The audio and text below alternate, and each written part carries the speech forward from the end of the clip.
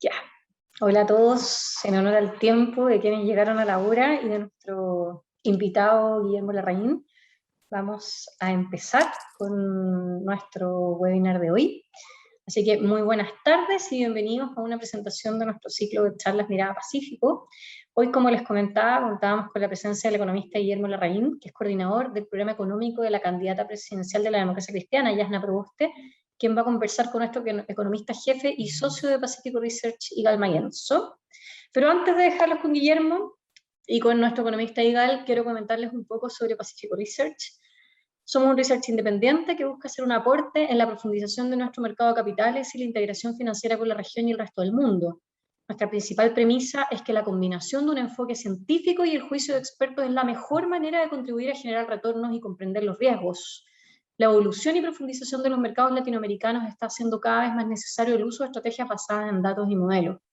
Si quieren conocernos en profundidad, los invito a seguirnos en nuestro LinkedIn y a visitar nuestro sitio web, que es www.pacificoresearch.com. Ahí pueden solicitar un demo de nuestros completos reportes, también conocerán diferentes servicios y se podrán informar sobre la última herramienta que hemos desarrollado, que es la API Pacífico, con la que podrán agilizar y robustecer el flujo de datos y así facilitar la automatización de sus procesos, accediendo a diferentes fuentes de datos como la Bolsa de Comercio de Santiago, la base de datos estadística del Banco Central de Chile, precios de la Superintendencia de Pensiones, entre otras, pero en un solo lugar. Contarán también con valorizaciones y proyecciones de todos los instrumentos que se transan en la bolsa y también pueden consultar directamente de manera rápida y segura por medio de distintos lenguajes de programación como Python u otros, o también en Excel. Así que si alguno de ustedes quiere mayor información, no duden en contactarnos, como les decía, a nuestra página web www.pacificoresearch.com y también en nuestro LinkedIn está toda nuestra información y permanentemente estamos subiendo contenido. Ahora, luego de este breve preámbulo, vamos a lo nuestro. Los dejo con Guillermo Larraín e Igal Mayenzo y les agradezco a todos. Hola, bueno, muchas gracias por estar con nosotros. Muchas gracias, Guillermo. Antes que todo, digamos, para quienes no sepan y no conozcan a Guillermo, Guillermo tiene una trayectoria larga en la academia y en el sector público también. Trabajó, digamos, como coordinador de política económica en el Ministerio de Hacienda entre los del 2000 y el 2003, si no me equivoco, y después fue superintendente de AFP por también un periodo aproximado de 4 años, así que algunos de ustedes quizás ya lo conocen desde el lado del regulador como el regulado. A Guillermo, bueno, además de saber mucho del tema justamente pensiones, se ha especializado mucho en temas de mercado de capitales, y eso es especialmente bueno para nuestra audiencia porque nos interesa, digamos, poder anticiparnos lo más posible a los efectos que tendría uno u otro gobierno sobre los mercados de capitales. Esa es la idea. Bueno, el disclaimer es que Guillermo lo conozco desde hace bastante tiempo, a diferencia quizás de otros entrevistados, así que cualquier sesgo por mi parte lo pueden descontar desde ahí. Pero para empezar, digamos, justamente, y aprovechando tu expertise, Guillermo, cuéntanos con la mayor profundidad posible el tema de cómo ven ustedes el sistema de pensiones en un eventual gobierno de ustedes, cómo se transita hacia allá, y siempre el foco nuestro es tratar de pensar cómo eso podría impactar más allá de las pensiones futuras y la equidad y todos esos temas que son muy importantes. Tenemos un foco mucho desde lo que es el impacto en los mercados financieros, así que adelante. Bueno, antes que nada, muchas gracias, Igal, por la invitación a Pacifico Research, a Francisca, perdón. La verdad es que es un gusto estar acá. Yo soy testigo de la fundación de Pacifico Research hace muchos años atrás, cuando partió así humildemente con Igal haciendo charlas, y veo que ya se ha transformado en una cosa bastante grande y profunda, así que me alegro mucho. Mira, respecto de tu pregunta, yo creo que hay que, como economistas, nos interesa un poco identificar qué restricciones hay. para poder ver cómo uno optimiza dadas esas restricciones, ¿no es cierto? Y la restricción que nosotros vemos es que el sistema FP tiene un problema de credibilidad enorme, un problema de falta de adhesión, por así decirlo, ciudadana, que contrasta con la adhesión que tiene la cuenta individual como instrumento, ¿ah? Y por lo tanto, la propuesta que nosotros hemos desarrollado es una propuesta que trata de mezclar estas dos cosas, es decir, cómo manejar el problema de la falta de credibilidad, la falta de cariño, si tú quieres, que hay por la institución llamada FP, con el hecho que la gente tiene una marcada preferencia por que las cuentas individuales y las platas que están en ellas, que forman parte de su patrimonio, ¿no? La gente lo interpreta de esa forma. Entonces, hay que buscar eso. Entonces, básicamente lo que nosotros estamos pensando es en la creación de un sistema contributivo. Voy a hablar de los pilares del sistema nuevo, ¿ok? Y después de eso, cómo se produce la transición. Entonces, nosotros pretendemos cambiar, reemplazar el actual pilar solidario, que es un pilar que entrega beneficios decrecientes a medida que la persona tiene más ahorro autofinanciado, por una pensión básica universal que tiene un beneficio constante. No es un beneficio decreciente, sino que es un beneficio constante, que lo hemos fijado en 225.000 pesos. 225.000 pesos, que está bastante por arriba de la línea de pobreza, pero justamente eso es lo que nos parece que es necesario enfatizar hoy día, porque lo que nos interesa es que esta reforma de pensiones sea un elemento crítico en el restablecimiento, si ustedes quieren, de la paz social en Chile, ¿ah? El tema de las pensiones, las bajas pensiones, fue un elemento muy preponderante en todas las manifestaciones sociales, no solo de los últimos 2 años, 2019 en adelante, sino que mucho antes también. Entonces, apostamos por un pilar solidario que claramente esté por arriba de la línea de pobreza y que sea universal, con el pequeño detalle de que vamos a dejar, por el momento al menos, al 10% más rico de la población fuera de este beneficio, y a lo mejor en el tiempo, si es que los recursos del Estado lo permiten, podrá extenderse a ello. Pero por el momento no, es solo para el 90% de la población. Eso tiene una ventaja, Igal, que tiene que ver con el restablecimiento de la paz social. Y yo creo que aun cuando ustedes estén preocupados del mercado financiero, creo que el restablecimiento de la paz social es crucial.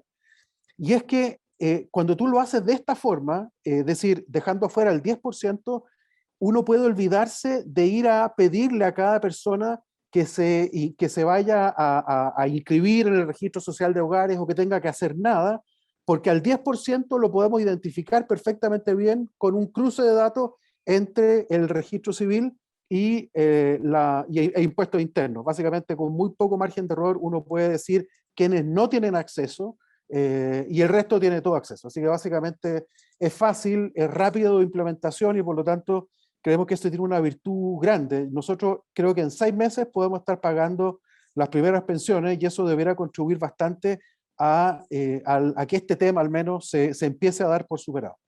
Ahora, tenemos un pilar contributivo, evidentemente, que es el que hoy día manejan las AFP, y nosotros lo que vamos a hacer es que vamos a migrar hacia un nuevo pilar contributivo, al cual me voy a referir en un segundo. Entonces hay un pilar contributivo hoy que, para efectos de esta conversación, tiene 10% de cotización hoy, va a tener 10% de cotización en el siguiente sistema, y va a haber una transición suave entre un sistema y otro, a diferencia de lo que plantean otras candidaturas, donde esa transición no es tan suave y creo yo que tiene riesgos financieros que son importantes de discutir. Arriba de eso hay un pilar de ahorro voluntario que nos interesa mantener, que nos interesa de hecho promover, en particular todo lo que tenga que ver con el ahorro previsional voluntario colectivo, porque tenemos que buscar distintas formas que también lleguen más recursos a segmentos de ingresos medios, que es justamente la mayor debilidad de todo nuestro sistema institucional, son los grupos medios, y por lo tanto fortalecer el ahorro previsional voluntario colectivo es importante. Y arriba de eso está este nuevo pilar de ahorro colectivo, ¿ah? De ahorro colectivo. Y ese ahorro colectivo entonces me voy a referir después. Entonces, 2 pasos más abajo y vamos al pilar contributivo. El pilar contributivo, que es el 10% que va hoy día a las AFP. Nosotros lo que decimos es que todas las personas que actualmente cotizan en AFP, que soy yo, eres tú, probablemente todos los que nos están oyendo hoy día, si es que así lo desean, pueden quedarse en el sistema AFP, mantener íntegramente la propiedad de los fondos, pero no solo eso, sino que pueden mantener esos ahorros siendo administrados por las AFP. Por supuesto que a medida que nosotros vayamos envejeciendo, ese pilar, lo que es el pilar de contributivo AFP, es un pilar que va a ir desapareciendo y va a ir siendo reemplazado por el nuevo pilar colectivo, de contributivo que voy a hablar enseguida. Pero mientras tú te quedes acá, tienes el 10%, la plata es íntegramente tuya, las AFP van a seguir recibiendo tus cotizaciones, que es lo que no hace la propuesta de Gabriel Boric. Eso permite que las AFP puedan seguir funcionando, pueden seguir recibiendo comisiones y pueden seguir prestando los servicios que dan hoy día. Y por supuesto es un pilar que se va extinguiendo en el tiempo, un tiempo que puede ser bastante largo, va a depender de cuánta gente se cambia al sistema nuevo y cuánta gente se vaya jubilando, pero podrán ser 30 años, una cosa así. Yo creo que es razonable pensar 30, 40 años de transición, no va a ser menos. Ahora, el pilar nuevo contributivo también recibe un 10%, y ese 10% entonces es voluntario para los que estamos hoy día en AFP. Los que estamos en AFP hoy día podríamos migrar a este pilar nuevo, pero podríamos no hacerlo y quedarnos en la AFP, pero es obligatorio para todos los nuevos entrantes al mercado del trabajo, ¿ya? Entonces, desde que este pilar esté listo, porque por supuesto que la fase de diseño e implementación legal y normativa no es trivial, así que cuando ese pilar esté listo, que yo me imagino que podría ser 2 años, una cosa así, entonces las personas van a poder acceder a ese pilar. ¿Qué va a ofrecer ese pilar? Ese pilar va a ofrecer, básicamente acá, ¿de qué es lo que se trata? Se trata de la famosa discusión que ha tenido lugar hace muchos años, que es de separación de funciones de las AFP. Entonces, el decreto de ley 3500 hoy día dice que la AFP es una determinada organización que hace determinadas cosas, y lo que hace este nuevo pilar contributivo es separar esas funciones y otorgarle al sector privado la gestión básicamente de financiera, arriba, ¿ya? Entonces, entidades financieras, asset managers, digamos, van a poder pedir una licencia para poder gestionar ahorro previsional. Lo que muestra la experiencia sueca, que es la que en parte fuerte nos inspira a nosotros, es que como tú has removido todas las otras fuentes de economías de escala, lo que queda en la gestión financiera arriba es una cosa bastante más liviana desde el punto de vista costos y por lo tanto bastante más replicable. Entonces uno debiera esperar que la cantidad de asset managers gestionando ahorro financiero en este nuevo pilar contributivo debiera ser superior a las 6 AFP que hoy día están en el mercado, y por lo tanto debiéramos ver un ingreso de actores importantes y por lo tanto debiéramos tener más competencia, y desde la perspectiva de las preguntas que a ustedes les interesan, debiéramos por esa vía encontrar una mayor profundidad del mercado financiero, porque van a haber justamente más intermediarios con distintas estrategias, y por lo tanto creemos que eso es una virtud importante del sistema nuevo, ¿okay? Ahora, además, una cosa muy importante para nosotros, Igal, y que tiene que ver con la paz social, es que tenemos que reducir la incertidumbre con la cual viven las personas. Hoy día el mundo empresarial es muy sensible a temas de incertidumbre, porque hay incertidumbre sobre la tributación, porque hay incertidumbre sobre un montón de cosas. También la ciudadanía sufre la incertidumbre. Entonces tenemos que llevar más certidumbre. ¿Cómo logramos eso? En parte la pensión básica universal quita una incertidumbre enorme, porque estando por arriba de la línea de pobreza, entonces ya estás con un alivio que nos parece que es importante destacar. Pero el segundo pilar contributivo también va a agregar una dosis de certidumbre adicional, porque va a ofrecer un fondo de rentabilidad garantizada. El fondo de rentabilidad garantizada es un fondo que el sector privado difícilmente lo puede ofrecer, porque el riesgo de solvencia de ofrecer una rentabilidad garantizada es imposible. Entonces eso lo va a ofrecer el Estado a través de la nueva institucionalidad que va a gestionar todo el nuevo sistema, tanto en lo contributivo como en lo de ahorro colectivo. Esta es una nueva entidad que nosotros decimos que tiene que tener características similares al Banco Central, en términos de autonomía, en términos de independencia del cuerpo político, en términos de gran solvencia técnica, y por lo tanto esa entidad va a estar básicamente gestionando el ahorro que le llegue de parte de quienes prefieran estar en ese fondo, y dándole una rentabilidad entonces garantizada, que como toda rentabilidad garantizada va a ser baja, pero que es factible de hacer. O sea, no es muy distinto de lo que hace en la práctica una compañía de rentas vitalicias, que en la práctica está ofreciendo una rentabilidad garantizada por el resto de la vida. Acá va a ser lo mismo, pero por un periodo de tiempo determinado hasta la edad legal de jubilación de la persona. Entonces, el componente contributivo nuevo va a tener a estos actores independientes, pero además va a tener al Estado proveyendo este fondo de rentabilidad garantizada gestionada desde este ente nuevo. Yo diría que eso es básicamente lo que es el pilar contributivo nuevo. Entonces déjenme hablar ahora del cuarto piso de esta cuestión, que es el pilar de ahorro colectivo. El pilar de ahorro colectivo es un pilar que básicamente la gracia que tiene es que junta un pool de recursos que lo aportan. En la primera mirada que tenemos es que sea ahí donde vaya la cotización del empleador, es decir, la cotización del trabajador, perdón, quedaría en el pilar de contributivo, y el pilar de ahorro colectivo es donde llegaría fundamentalmente a la cotización del empleador. Entonces, desde ahí, lo que hace este nuevo pilar de ahorro colectivo es hacer transferencias redistributivas de distinta índole.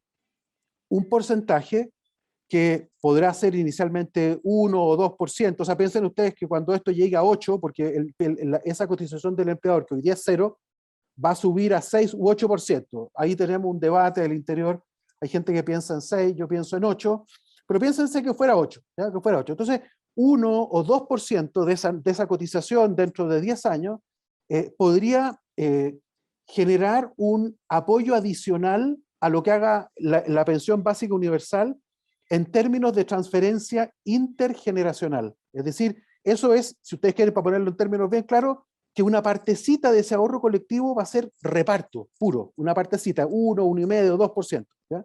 ¿Y eso qué quiere decir? Que, por ejemplo, vamos a querer resolver algún problema que el pilar solidario o este pilar de pensión básica universal se queda corto. Invento algo, por ejemplo, toda esta discusión que hay respecto de pueblos originarios, por ejemplo, a lo mejor personas que viven de pueblo originario y que por alguna razón el sistema político considera que hay que darles un apoyo particular, puede ir ahí. Puede ser algo que tenga que ver con, no sé, la verdad es que habría que pensar, pero los productos de la pandemia, por ejemplo, a lo mejor producto de la pandemia se decide hacer algo particular con aquellas personas que han sufrido demasiado, mucha merma en sus ahorros, producto de las volatilidades de tasas de interés del último año, etc. Entonces uno podría pensar que hay grupos de la población que a través del tiempo van requiriendo un apoyo que el pilar básico universal a lo mejor no lo logra. Entonces tenemos un instrumento que hoy día no existe y que lo quisiéramos utilizar para mejorar entonces el sistema de pensiones en esa dimensión.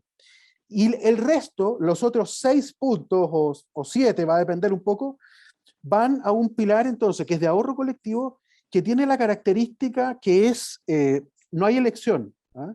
Es decir, en el pilar contributivo tú vas a poder elegir el asset manager que te maneje tu plata, pero en este pilar de ahorro colectivo no. Entonces la lógica de inversión de esas platas en el sistema financiero va a cambiar respecto de lo que hace hoy día o lo que haría un gestor de ahorro previsional futuro. Es decir, si tú quieres, los horizontes de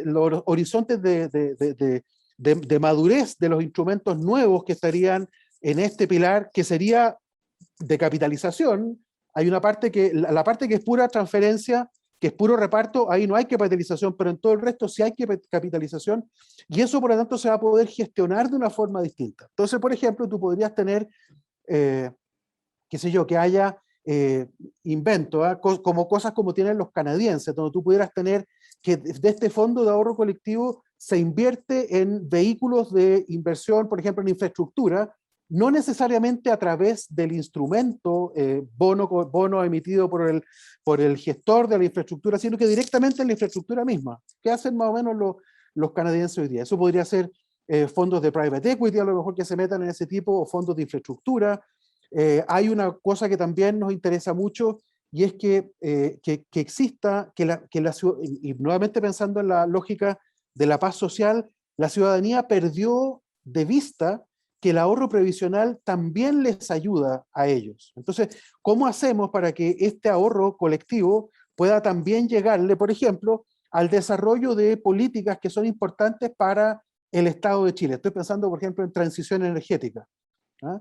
Ahora, una cosa que hemos dicho mucho es que nosotros no vemos, y de hecho creo que sería contradictorio al espíritu que nos anima, ¿no es cierto?, es que desde este pilar de ahorro colectivo se subsidie la transición energética. Se trata más bien de que el Estado tenga acá una contraparte a quien tiene una cierta, digamos, deber moral de participar, pero que tiene por otro lado el deber, no moral, sino que el deber fiduciario de manejar efectivamente los recursos de una forma responsable. Por lo tanto, tiene que compatibilizarse la rentabilidad privada que obtengan los gestores de esos fondos con los intereses de la comunidad, que podría ser, por ejemplo, transición energética. Entonces, va a haber que ir generando instrumentos, vehículos financieros para que ese ahorro pueda llegar al objetivo final, y el Estado tendrá que ir dando las garantías que requieran los gestores para poder hacer inversiones que sean privadamente, digamos, rentables para los beneficiarios. Ahí yo creo que más o menos te conté la figura completa de cómo lo vemos.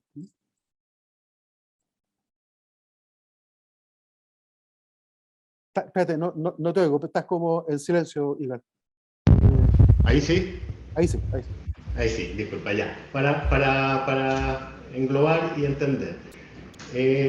El sistema, digamos, de capitalización individual continúa en una primera instancia, ¿cierto? Yo contribuyo 10% y yo puedo elegir si es que me quedo en este sistema de AFP o me voy acogiendo a un sistema nuevo, digamos. Que también es de capitalización individual. Que también es, claro, es la capitalización individual. Entonces, estas son cuentas individuales de ahorro para pensiones.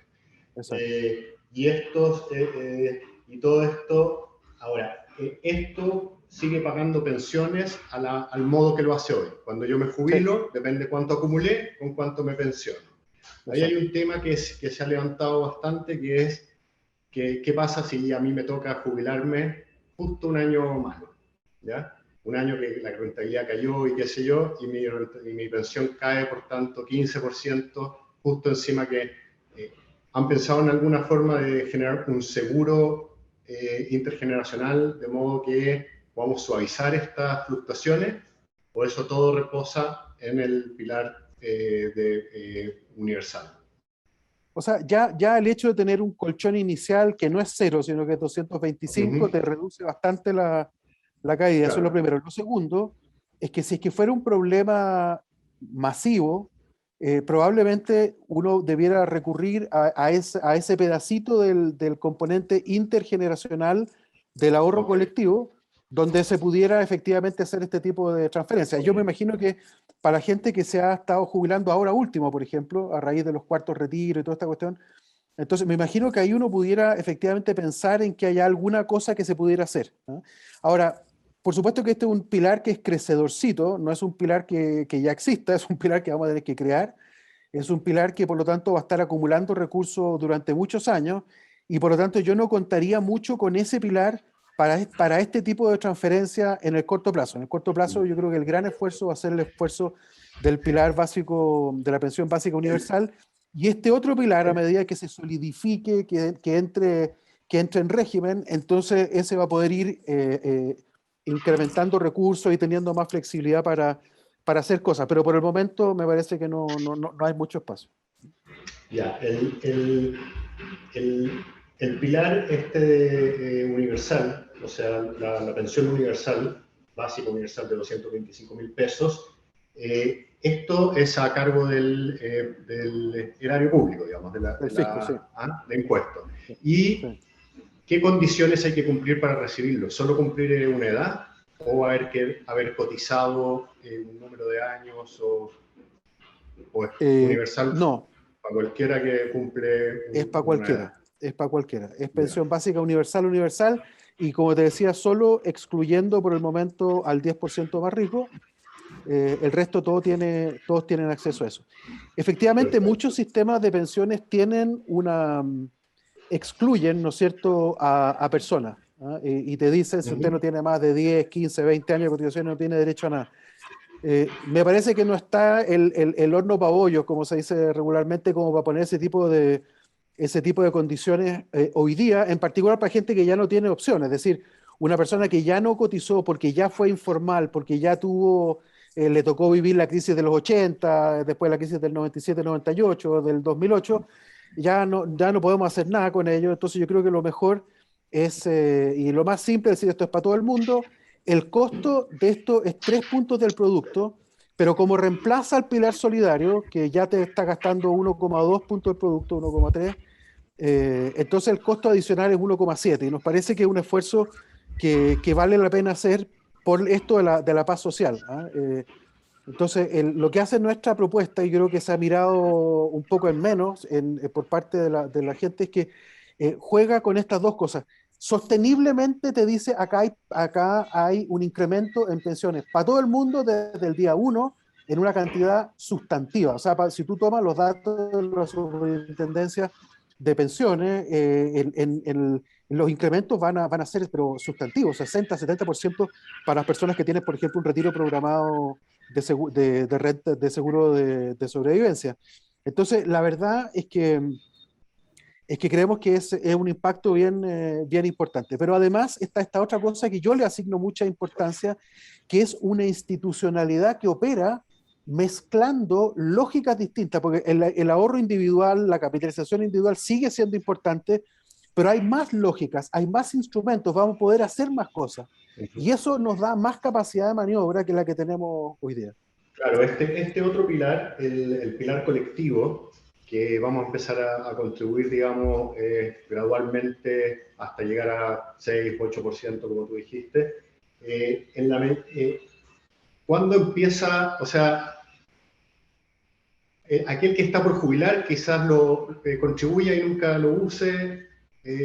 ¿Cuándo empieza a pagar pensiones, básicamente? Ya, hay que recordar, y por eso encuentro que es interesante, nosotros tenemos un debate al interior del equipo sobre esto, pero yo creo que nos evita esta discusión el que diga que esa cotización es la de tu empleador, no es la tuya. Entonces yo estoy pensando que el empleador, todos los empleadores de Chile, tenemos, porque yo también tengo mi pequeña empresa consultora, todos los empleadores de Chile tenemos interés en que el mercado del trabajo funcione mejor, y que por lo tanto, y que el sistema de pensiones funcione mejor. Entonces, la cotización individual... Sabemos económicamente que quien la pague da un poco lo mismo, en el sentido que... Pero no políticamente. Sí, claro, pero no políticamente puede ser que no, pero finalmente los trabajadores, o sea como sea, es un impuesto al trabajo que va a estar yendo a un fondo que va a quedar ahí acumulado para algún futuro. Pero para, es que es distinto, ¿eh? Eso es lo que... No, sí, no, es que las transferencias, en algún minuto, en algún minuto, esto me llegó un correo, en algún minuto lo que se pensaba era en un esquema donde efectivamente los beneficios se repartieran una vez que tú ejercieras tu derecho, ¿no? Para eso entonces se recurría a cuentas nacionales. Mira, yo creo que el problema que hay con las cuentas nacionales, yo mismo en algún minuto hablé de cuentas nacionales, pero la verdad es que no se entiende, la gente no lo entiende. Y yo creo que hoy día, nuevamente en la lógica de la pacificación, tenemos que ir a un sistema que la gente entienda intuitivamente claro de qué es lo que es. Entonces, podemos lograr lo mismo, pero con transferencia en dinero. Okay. Entonces, básicamente, lo que se trata es que tú vas a tener como dos cuentas. Una cuenta que es individual, imagínate igual que en tu cuenta bancaria, ¿ah? En tu cuenta bancaria, la gente tiene su cuenta individual y después tiene una cuenta 2, que es la cuenta donde recibe las transferencias del Estado. Por ejemplo, la gente que sacó el cuarto, cualquiera de los retiros anteriores, en su cuenta corriente apareció una cuenta nueva. ¿Sí? Bueno, acá va a ser lo mismo. Acá va a ser, imagínate, tú tienes tu cuenta de pensiones individual a la cual tú cooperas, y luego una cuenta donde donde te van llegando los recursos que vienen de este pilar. Entonces, en el agregado es un solo fondo, pero está perfectamente identificado cuánto le llega a Igal, cuánto le llega a Guillermo, cuánto le llega a Francisca. ¿Sí? Perfecto.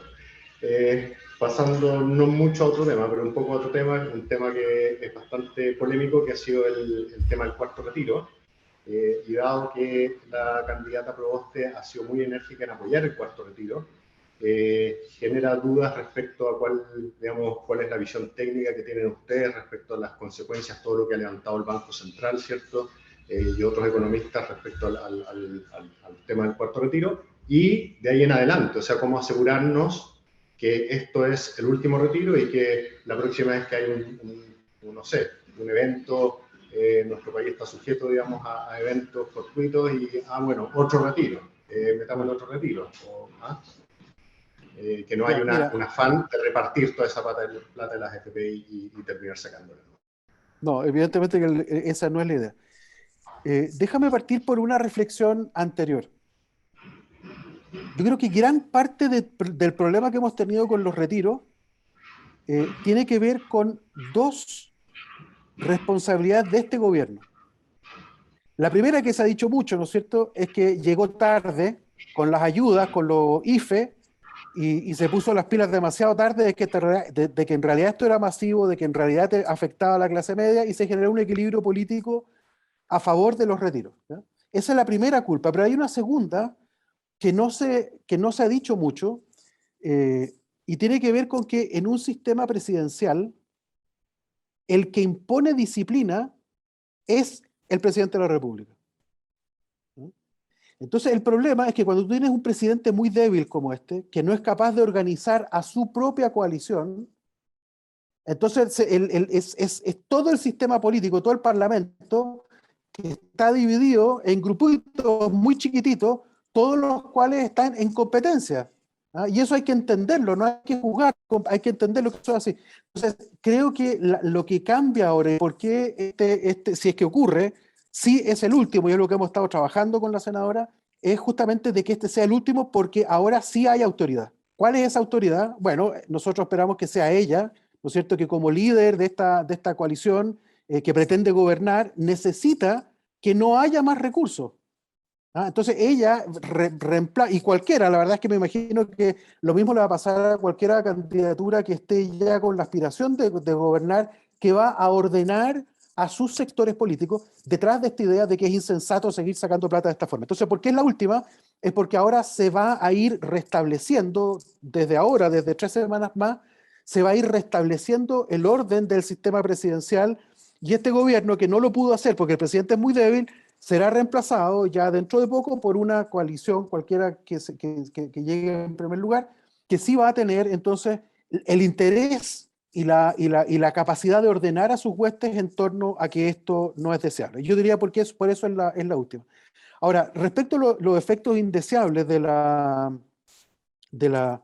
efectos indeseables, estamos súper conscientes, y entonces insisto, lo que hemos estado trabajando es esta idea de cómo atenuar esto, cómo en ese contexto de competencia, acá en el mundo financiero y en el mundo económico, sabemos que la competencia de repente te lleva a resultados que económicamente pueden ser indeseables. Lo hemos visto muchas veces en economía, ¿no es cierto? Bueno, en el mundo político no es distinto. La competencia excesiva, donde no hay liderazgo, donde no hay reglas que en realidad te lleva a cosas que no son deseables. Entonces, estamos en una situación donde ese retiro, lo que hemos tratado de hacer ahora es reducir al máximo el impacto, acotar lo más posible el diseño a aquellas personas que en realidad lo necesitan, y ese básicamente ha sido el esfuerzo. Yo diría que esas son como las dos consecuencias, o las dos cosas que hemos estado tratando de hacer. Y en esa línea, ¿cuáles serían estamos hablando, por ejemplo, de que constituya ingreso para efectos de renta,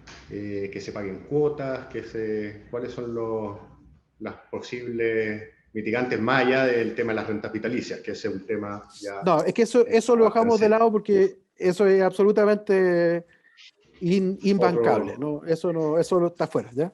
Entonces, respecto a las AFP, del cuarto retiro, entonces, yo desgraciadamente estaba fuera de Chile, llegué hoy día, entonces me perdí mucho del detalle, y estaba trabajando, ¿no? Que estuviera en la playa, entonces me perdí mucho de las discusiones de los últimos días respecto de esa medida, pero entiendo que ha habido justamente avances en tratar de acordar limitaciones en cuanto al monto a sacar, en cuanto a los plazos, la forma de pago, etcétera, pero no estoy en este minuto al tanto exacto de cuál es el estado actual de la conversación, pero va en esa línea, por ahí. Pero digamos, el equipo de ustedes está en esa línea, digamos, tratando de que se apruebe algo muchas personas, yo te diría que todos los técnicos están un poco en la misma lógica. Todos los técnicos estamos tratando de ayudar a que se genere un equilibrio político, porque todo esto es un punto de un equilibrio político, ¿eh? Un equilibrio político que sea compatible con hacer viable dos cosas, ¿no es cierto? Un retiro lo más acotado y para la gente que en realidad lo necesite, y un candado para que esto no avance más. Ya, pasando un poco a otra pregunta, a otro tema, un poco más de crecimiento, inversión.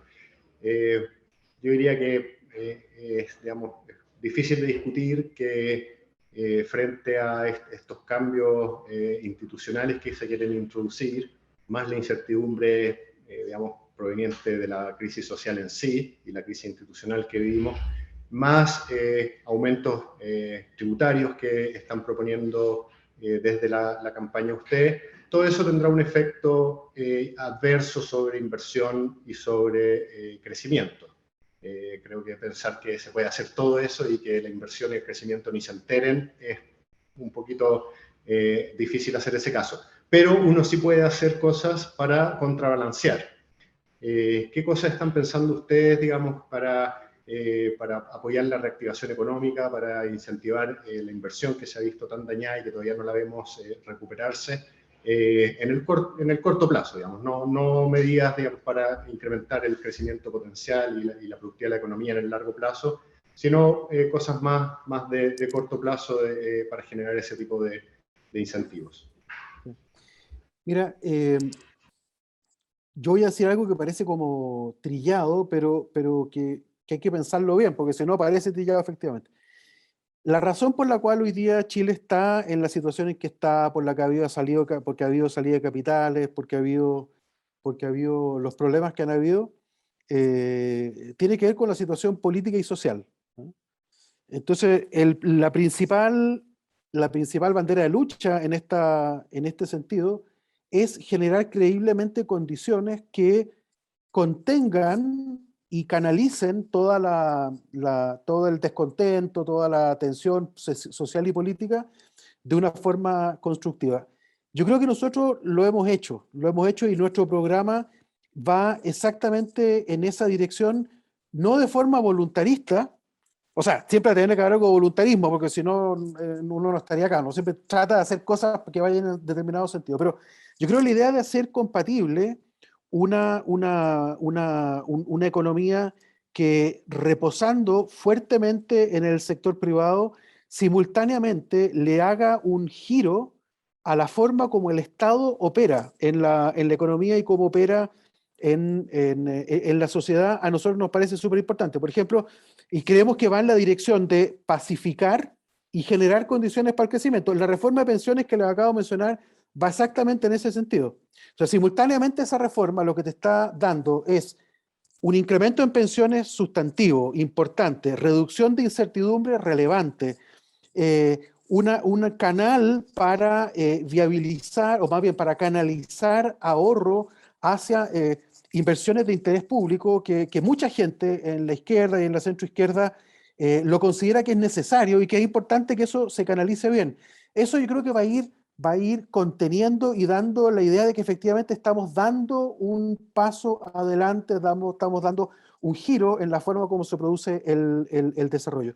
Pero simultáneamente lo que estamos diciendo es que va a haber más competencia en el sector financiero, porque vamos a generar no solo las AFPs que ya están, sino que vamos a generar todo un espacio para que aparezcan nuevos asset managers que van a hacerse cargo de la cotización de todos los nuevos entrantes al mercado del trabajo, más todos aquellos que se quieran trasladar de un sistema a otro, y por lo tanto uno debiera esperar por esa vía también una mejora en las condiciones de competencia. Ahora, yo no me hago ninguna ilusión de que esto vaya a ser fácil, Igal. Como tú dices, esto es difícil. El primer año estamos esperando un crecimiento bastante bajo, yo creo que va a ser en torno al 2%, o sea, justo por arriba un poco por arriba de la tasa de crecimiento de la población, y eso en la medida que el tapering norteamericano no nos pegue demasiado, no nos pegue demasiado duro y que no pasen otras cosas, digamos, pero en principio deberá esperar una cosa así. Ahora, pero una vez eso... Perdón, quería llevarte quizás a otro tipo de medidas, concesiones, infraestructura, Bueno, subsidios en de eso algún sí. tipo, estímulo en algún lado. O sea, hay en el ámbito, por ejemplo, de infraestructura, todo lo que tenga que ver hay una cosa muy importante en materia de agua, ¿no es cierto? Todo un debate sobre cómo gestionar la crisis hídrica que ya se extiende por tanto tiempo, y hay todo un plan, por lo tanto, de construcción de embalses, y muchas de esas cosas son concesiones, que hay toda una discusión que tendríamos que conversarlo con los técnicos del área, pero que tiene que ver con el tamaño de los tranques, si son embalses, etcétera. Pero la idea de ir por ese lado nos parece que es sumamente importante. Ahora, yo creo que nuevamente desde la perspectiva más... perdón, y hay una cosa que a nosotros también nos parece importante y que tiene que ver con esto del cambio de giro, y nuevamente una cosa que no va a ocurrir al tiro, pero que a mí me asombra de repente cómo se discute esto en Chile, y tiene que ver con el Banco Nacional de Desarrollo. Nosotros también tenemos la idea de un Banco Nacional de Desarrollo, que nos parece que es bastante razonable, y sin embargo tú lees el diario y pareciera que esto fuera como que si se fuera a acabar el planeta, producto de que uno plantea un Banco Nacional de Desarrollo. Banco Nacional de Desarrollo que tienen todos los países desarrollados. Todos los países desarrollados tienen alguna entidad financiera que es el mecanismo mediante el cual el Estado trata de canalizar recursos financieros que apoyen el desarrollo privado en algunas áreas que son relevantes. Esa es una cuestión que para nosotros nos parece súper importante, muy prometedor, porque necesitamos que el sector privado también empiece a pensar, y esto los puede ayudar a catalizar pensamiento, innovación, matching de recursos entre privados y públicos, hacia algunas áreas donde hoy día no lo piensan mucho y que creemos que sí Chile tiene que pensar. Toda esta historia del hidrógeno, por ejemplo. La verdad es que el potencial del hidrógeno en Chile es enorme. El uso del hidrógeno, o sea, hoy día si ustedes ven las declaraciones de Airbus, de aquí al 2040, los aviones van a ser todo hidrógeno. Toda la enorme industria que hoy día mueve va a ser todo por hidrógeno. Entonces, los autos van a ser por hidrógeno. Entonces, la verdad es que no subirse a ese carro bien es importante. Entonces, ¿cómo lo hacemos? Porque hay riesgos, porque hay necesario generar, qué sé yo, complementariedades estratégicas entre sectores, etcétera. Todo eso lo queremos movilizar a través de este Banco Nacional de Desarrollo. Perfecto. Mira, acá hay una pregunta que me llega rezagada respecto que igual me parece que es importante hacerla porque creo que mucha gente se pregunta lo mismo, que es el tema de que Jasna Proboste firmó un proyecto que deroga el DL 3600 y genera una suerte de nacionalización de los fondos de pensiones. Digamos, eso está fuera de todo... Está fuera de lo que debiésemos esperar razonablemente. Eso pero es mira, otra Jasna Proboste. Pero mira, se me ocurrió la siguiente imagen, ¿no? Lionel Messi. ¿no? Lionel Messi jugaba por el Barcelona durante no sé cuántos años. Resulta que se cambió. La pregunta es si cuando juegue el PSG con el Barcelona, ¿qué va a hacer Messi? ¿Va a hacer un autogol? No, pues ahora juega en otro equipo. Tiene que hacer goles para el PSG. Y aquí hay otro equipo que es una alianza política que no existía hace un año atrás, no existía hace 6 meses, que se llama Nuevo Pacto Social, y ahí hay un montón de partidos que antes no estaban. Cuando Jasna Proboste firmó ese ese proyecto de ley era un proyecto de ley que no tomaba en cuenta que iba a ser candidata a la presidencia de la República, no tomaba en cuenta que había que armar un consenso político con otras personas, ¿te fijas? Entonces, hoy día es un equipo distinto, con objetivos distintos, y lo que está hoy día siendo dicho es lo que está siendo dicho. Perfecto. O sea, tú nos dices quédense tranquilos. Quédense tranquilos. Ya. Lo dijo también otras personas, por ejemplo, dentro del equipo. Si vieron la entrevista del domingo a Luis Eduardo Taller, que él viene de un sector, al interior de la alianza, viene de esta coalición, digamos, viene de un sector que no es exactamente el mío y sin embargo ratifica exactamente lo mismo. Así que créanme que no hay que... Para que quienes no saben, Guillermo es demócrata cristiano, ¿no? Sí. Ya. Porque dice, no es el mío, para que la gente sepa. No, pero es que sí, está bien, sí. Está bien. Sí, se entiende. Siguiendo con el tema de mercado de capitales, más allá de todo lo que mencionamos con las FP, ¿hay algo más que nos quieras contar, digamos, que están pensando hacer? Siempre se habla de Chile, el centro financiero, el no sé qué, y siempre se está hablando de profundizar el mercado de capital y empujar en esa dirección. ¿Es algo que ustedes han logrado, tenido tiempo de abordar y de levantar propuestas? No, ¿Es algo que no? No se ha pensado, no porque estemos en contra. O sea, yo he trabajado mucho en esto. O sea, yo siendo superintendente de valores y seguros, fui el que echó a andar el MILA, ¿ah? O sea, y de hecho me gané una portada de una revista a raíz de eso.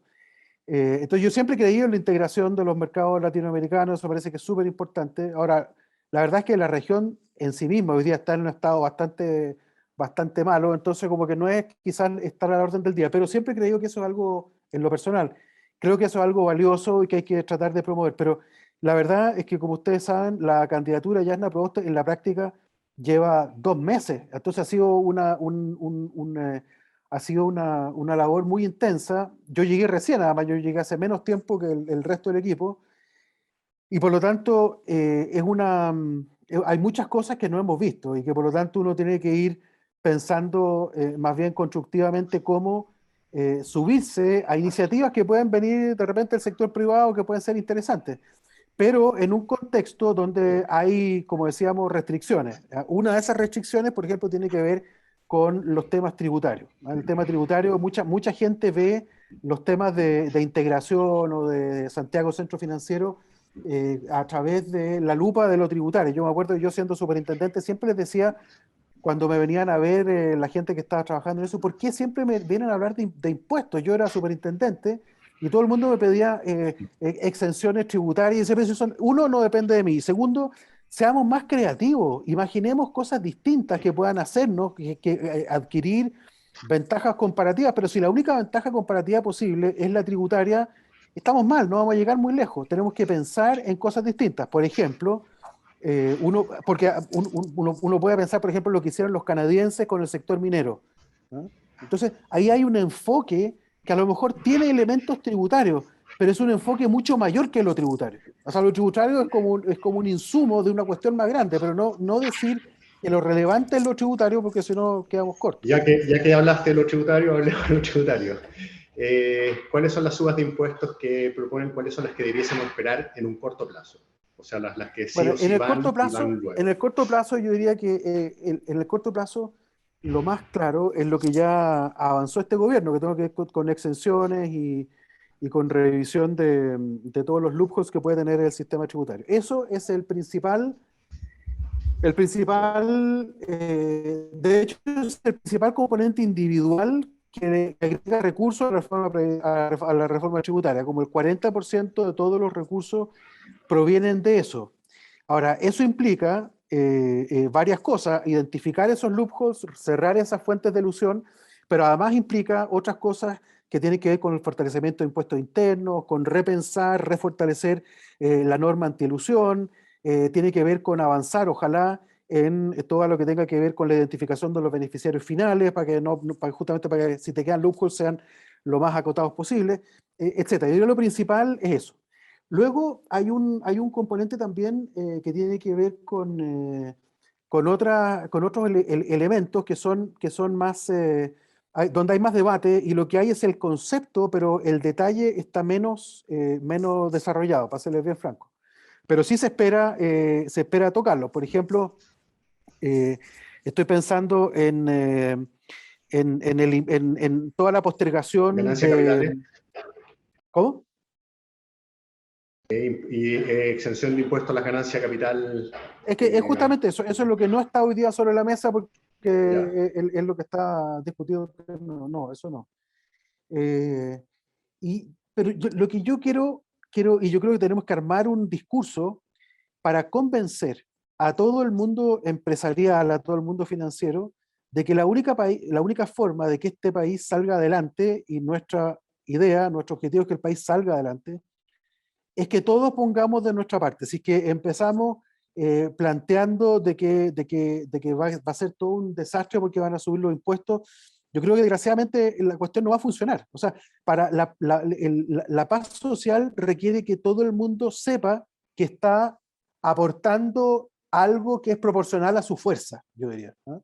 Entonces, en el corto plazo no hay pensado nada de eso, pero uno sí tiene que estar siempre disponible para empaquetar proyectos y ver, por ejemplo, esto que estamos conversando ahora de centro financiero. A lo mejor alguien tiene una nueva idea que no ha salido antes, que a lo mejor puede llevar un elemento. Yo no estaría cerrándome en ningún caso a que lo discutiéramos, pero no puede ser planteado desde el programa. El programa hoy día es un programa que tiene que tratar de convencer al mundo empresarial que si quieren quedarse en este país, si quieren vivir en este país, si quieren tener futuro para sus hijos, nos conviene a todos hoy día poner más de nuestra cuenta para pacificar las cosas, para tratar de sacar este país adelante. Y eso yo creo que el mundo empresarial tiene que, y es la invitación que le hacemos, que se sumen con entusiasmo. Acá en esta candidatura van a tener las puertas abiertas para hablar, las puertas abiertas para conversar, pero desde un conjunto de identificación de restricciones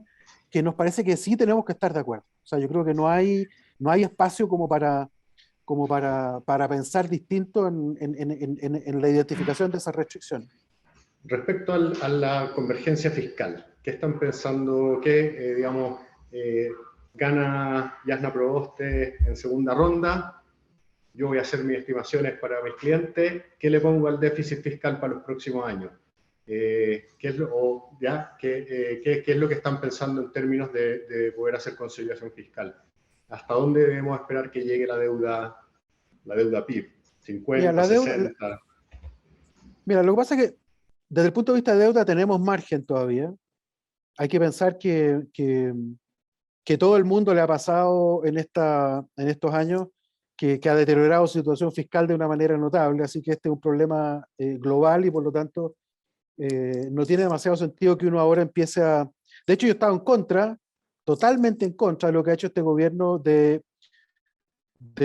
financiar parte del gasto reduciendo los fondos soberanos, porque los fondos soberanos están ahí para una cosa distinta, están ahí para cuando no tengamos acceso a los mercados financieros, como fue el 2007-2008, ¿no? Que tú estabas en el Ministerio de Hacienda. Entonces, en ese minuto tenía mucha lógica usar el fondo soberano porque los mercados estaban secos, pero cuando los mercados tienen la liquidez que tuvieron el año pasado, que era una cuestión absurda de liquidez, disminuir fondos soberanos es otro error que encuentro que es garrafal. Es garrafal. Era el momento para haber emitido deuda a tasa cero, o a 0,1, no sé. Entonces yo creo que yo respecto a la deuda tengo un margen, digamos, una visión de que tenemos bastante espacio, y por lo tanto tenemos que buscar un equilibrio entre déficit y uso de la deuda. Pero, Igal, yo creo que lo importante acá no es tanto enunciar un número, porque ese número puede no ser creíble. Yo me acuerdo cuando Domingo Cavallo, yo era coordinador de política macro entre el 97 y el 2000, no entre el 2000 y el 2003. Yo en el 97 me comí entera la crisis asiática, entera. Entonces yo recuerdo cuando Domingo Cavallo, un poco antes del final de la convertibilidad, sacó su regla fiscal, que le llamó regla de sostenibilidad fiscal, creo, algo así, donde dijo que Argentina se comprometía a tener un déficit fiscal de 1% del producto, que era inviable. O sea, eso estaba, en la única parte donde estaba era en la cabeza de Cavallo y en la ley que escribió, nada más. Nadie más creía en él. Pero Entonces, nosotros... hay un compromiso, una conciencia respecto de generar una Sí, sí, pero estabilidad no, es que fiscal, a eso respecto voy, de a eso converger voy. a un balance. A eso voy, a eso voy. Entonces lo que te quiero decir es que no basta con que yo ahora diga, no, vamos, 3, 2, 1, no, porque eso no es creíble, ustedes no me creerían, yo no me creería si te lo digo 3, 2, 1, no sé. ¿Qué es lo que sí sé? Lo que sí sé es que nuestro compromiso es, al terminar, porque también hay que pensar que viene la convención y el proyecto de constitución. Entonces, lo que queremos hacer es, una vez que hayamos pasado la reforma tributaria con lo poco que se pueda recaudar ahí, una vez que tengamos pasada la reforma de pensiones y conociendo los contenidos de la nueva constitución y los compromisos para el Estado que eso contenga, tenemos que armar un gran pacto tributario. Entonces, yo ahí sí creo que podemos adquirir compromisos reales, creíbles, sabiendo qué es lo que trae la Constitución, sabiendo la fuerza correlativa que van a tener las distintas fuerzas políticas en el Parlamento, sabiendo que va a estar, ojalá, Yasna Proboste de presidenta. Ahí hacemos un gran pacto y ahí nos comprometemos entre todos, porque esto es una cosa que tenemos que comprometernos entre todos. Si es que hay gente que empieza a portillarte la regla, entonces se va a morir la regla, porque no hay nada más fácil que decir que el fisco pague. ¿Ah? Pero eso, para hacerlo creíble, creo yo, no estamos en condiciones de hacerlo hoy, estamos en condiciones de hacerlo más o menos en un año más.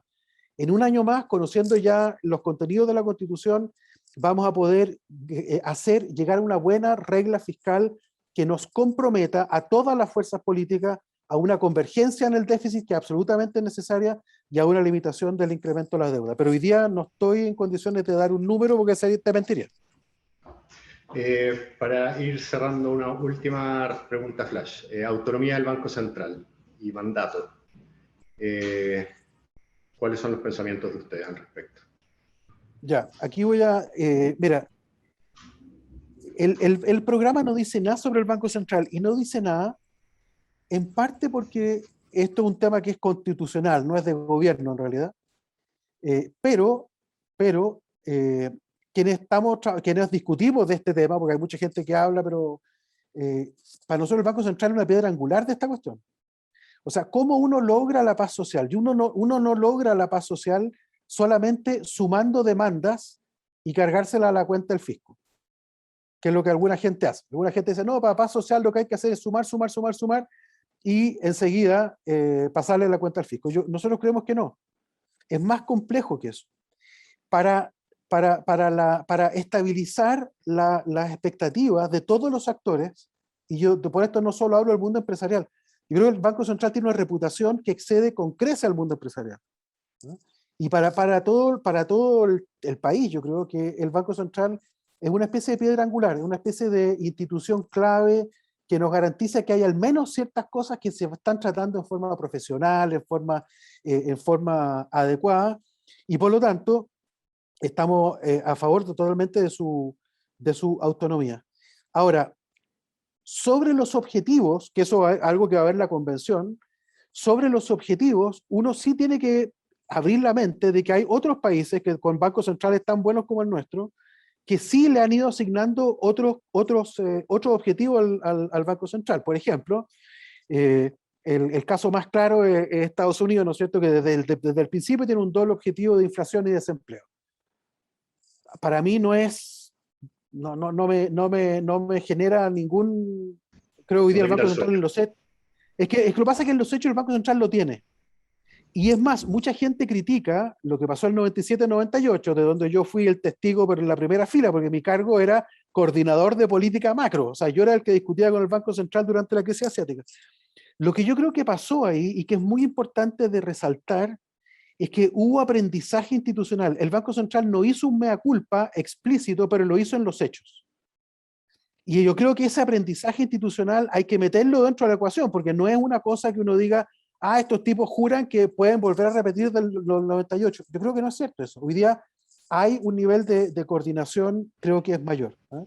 Entonces, desde el punto de vista del desempleo, me parece que no es necesario, y si lo llegaran a poner, la convención, bueno, no es que vaya a cambiar mucho, porque el Banco Central en sus modelos ya tiene en la práctica el desempleo metido.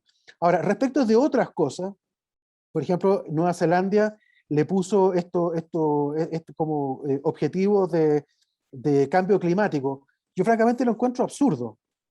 Lo encuentro absurdo porque el Banco Central puede muy indirectamente, afectando quizás, qué sé yo, alguna asignación, así como micromanagement de los balances de los bancos. Es demasiado lejano, ¿no? Yo no veo francamente que tenga sentido cuando tenemos un país que tiene tantos otros problemas. Si queremos hacer eso, bueno, digámosle a la CMF, que es el regulador de los bancos, que haga algo, pero no el Banco Central. Y por último, hay otra gente... De hecho, el Banco Central hoy publicó sus objetivos y compromisos en temas ambientales para los próximos años. Lo acaba de publicar en su... Lo puede hacer, y está bien, pero yo no creo que ese sea lo central. Lo central del Banco Central es inflación, y si tú quieres desempleo, el resto no. Y la otra cuestión que alguna gente plantea, que tiene que ver con el tipo de cambio y política industrial, cosa que yo en los años 90 favorecía, pero también en los años 90 yo fui testigo, nuevamente de primera mano, los riesgos que uno se compra cuando te equivocas en esa política. Cuando te equivocas en los mensajes, contra la banda, y entonces genera un nivel de especulación gigantesca, súper destructiva, y entonces es verdad que la política de tipo de cambio flexible puede que tenga algún costo en materia de industrialización, puede ser, yo no lo descarto, hay algunos papers que lo dicen, pero creo que si queremos avanzar en esa línea, para eso estamos creando el Banco Nacional de Desarrollo, pero no para que el Banco Central se distraiga tratando de que el tipo de cambio no suba más de tanto o menos de tal otro. Yo creo que eso es un error. Yo por mí, si es que de mí dependiera, yo dejaría el Banco Central tal cual, porque necesitamos que haya algo dentro de este enorme movimiento institucional en el cual está Chile. Yo trataría de que el Banco Central se quede lo más cerca posible de donde está. ¿Algo más que nos quieras compartir que sea importante que estemos preparados para un primer año o segundo año de gobierno de ustedes? Antes déjanos ganar, y para eso yo los invito a todas y a todos quienes nos estén oyendo a que piensen que, por ejemplo, José Antonio Kast dice, no, yo voy a bajar los impuestos. Yo no sé si alguien de ustedes realmente creen que va a aumentar la inversión, salvo en el sector inmobiliario, para aprovechar los 4 años de gobierno, que una baja de impuestos va a traer un incremento en la inversión si es que no se toman en consideración todas las otras cosas que se detonarían a raíz de eso. Yo francamente no veo cómo ese proyecto podría ser compatible con crecimiento sustentable. Nosotros no queremos empresas que inviertan a 2 años plazo. Yo quiero que las empresas piensen a 10, a 15. Y para eso necesitamos que haya paz social. No podemos tener un país que viva de 4 años en 4 años, donde el único o los únicos sectores que valen la pena es el inmobiliario. El año 1 empieza a planificar un edificio, lo construye el año 2, lo vende el año 3 y al año 4 nos quedamos esperando a ver qué pasa con el siguiente gobierno. Eso no es productividad, eso no nos va a sacar del subdesarrollo. Necesitamos empresas que piensen a 15, a 20 años plazo, y para eso los desafíos son los que nosotros estamos planteando. Tiene problemas en el corto plazo porque trae esfuerzo necesario en materia tributaria, totalmente de acuerdo, pero creo que es la tarea que tenemos que hacer, trabajar en conjunto, dialogando, pero en conjunto para sacar el país adelante. Bien, muchas gracias, Guillermo. Creo que nos informaste bastante. Como ves, el formato de esto, la idea es que nos hables lo más posible, que nos cuentes lo más posible. No estamos acá, ese es nuestro principal objetivo, es informarnos, así que vamos en la eventualidad, digamos, que ustedes sean gobierno, vamos a estar ahí tratando también de seguir entendiendo y seguir anticipándonos a lo que ustedes van a hacer. Bueno, muchas gracias. Un gusto muchas gracias a ti, a Francisca, y a todos quienes nos están oyendo. Yo también les quiero dar las gracias a todos. Guillermo, muchas gracias por haber participado en nuestro ciclo de charlas Mirada Pacífico. Dejar los invitados también a ver la grabación de este webinar en nuestro canal de YouTube. Y eso, y reiterarles la invitación a conocer Pacifico Research en www.pacificoresearch.com. Muy buenas tardes a todos y todas. Hasta luego también.